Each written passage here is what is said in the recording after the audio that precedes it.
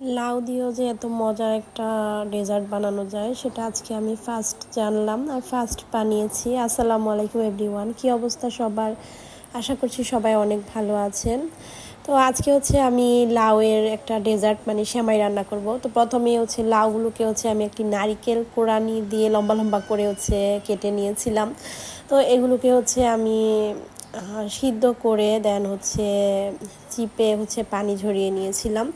এরপর বেশি সিদ্ধ করি নাই, হালকা মানে একটা ভাপে দিয়েছিলাম আর কি গরম পানির মধ্যে।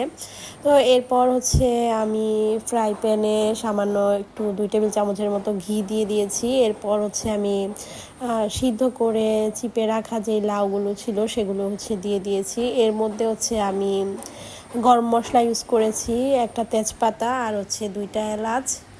এরপর আমি কিছুক্ষণ ভেজে নিয়েছি। ভেজে নেওয়ার পর আমি এখানে কোরানো নারকেল দিয়ে দিয়েছি। তো এটা ছিল কুচি নারকেলটা। আর আমি কিন্তু হাত কোরানি দিয়ে লাউটাকে লম্বা লম্বা করে মানে টেনে টেনে যেই কোরানো হয় ওইভাবে লাউটাকে কুড়িয়ে নিয়েছিলাম। এইভাবে যদি লাউটা কুড়িয়ে নেওয়া হয় তাহলে একদম সেমাইয়ের মতো হয়, আর দেখতেও সুন্দর লাগে, খেতেও অনেক টেস্ট হয়। এরপর আমি এর মধ্যে পরিমাণ মতো চিনি দিয়ে দিয়েছি। এখানে আমি 1 কাপের মতো চিনি ইউজ করেছি, আপনারা চাইলে কম বেশি চিনি এখানে ইউজ করতে পারেন। তো এরপর আমি এর মধ্যে সামান্য একটু লবণও দিয়েছিলাম, আর আপনারা চাইলে লবণটাকে মানে দিতেও পারেন, নাও দিতে পারেন, স্কিপ করতে পারেন, বাট লবণটা দিলে কিন্তু অনেক বেশি টেস্ট হয়। এরপর আমি এখানে দিয়ে দিয়েছি একদম ঘন করে রাখা জাল করে রাখা গরুর দুধ। আর এই দুধটা আমার আব্বু বাড়ি থেকে নিয়ে আসছিল। তো এটাকে আমি একদম জাল করে ঘন করে নিয়েছি। আর লাউটাও কিন্তু আব্বুই আমাদের গাছের লাউটা নিয়ে আসছিল।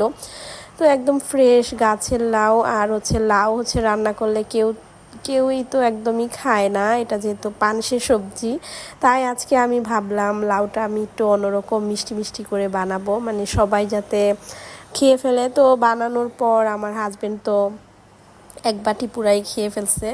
তো এরপর আমি এখানে মানে দুধটা দিয়ে লাউটাকে কিছুক্ষণ রান্না করে নিব। আর রান্না করে এখানে আমি সামান্য পরিমাণের কেওড়া ফ্লেভার দিয়ে দিয়েছি। কেওড়া ফ্লেভারটা দেওয়াতে লাউয়ের একটা কাঁচা গন্ধ মানে লাগবে না। লাউয়ের এমনিতেও গন্ধ ছিল না, ঘিয়ে যখন আমি ভেজেছিলাম ঘি দিয়ে তখন এটাতে কোনো গন্ধ ছিল না। এরপর আমি কিছুটা পরিমাণ দুধ রেখে দিয়েছিলাম, মানে ঠান্ডা তরল দুধ, মানে ঘন করে রাখা যেই দুধটা আমি লাউয়ে ইউজ করেছি সেখান থেকে অল্প একটু 1 কাপের মতো দুধ আমি তুলে রেখেছিলাম। তো সেই দুধটার মধ্যেই আমি কর্নফ্লাওয়ার অ্যাড করেছি। কর্নফ্লাওয়ারটা অ্যাড করে লাউটা যখন একদম হয়ে এসেছিল তখন আমি কর্নফ্লাওয়ার দিয়ে গোলানো যেই দুধটা ছিল সেটা এখানে দিয়ে দিয়েছি। দিয়ে দেওয়ার পর লাউটা মানে লাউয়ের সেমাইটা এত সুন্দর হয়েছে, এত সুন্দর একটা থিকনেস হয়েছে, মানে ডেজার্টও বলতে পারেন সেমাইও বলতে পারেন, দুইটাই। তো এর উপরে আমি কিছুটা পরিমাণ কিশমিশ দিয়ে দিয়েছি। এখানে বাদামও চাইলে ইউজ করতে পারেন, আর আমার কাছে মনে হয়েছে যেন কিশমিশটা দিলে বেশি ভালো লাগবে বাদামের চেয়ে। এরপর আমার রান্নাটা একদমই হয়ে গিয়েছে। আর এই রেসিপিটা কিন্তু আমি ফার্স্ট টাইম রান্না করেছি, একদমই আমার নিজস্ব একটা রেসিপি। আমি কারো কাছ থেকে দেখে এই রেসিপিটা করি নাই, মানে আমার যা মনে ইচ্ছা হয়েছে ওইভাবেই আমি বানিয়েছিলাম, মানে সম্পূর্ণ এটা আমার রেসিপি বলতে পারেন।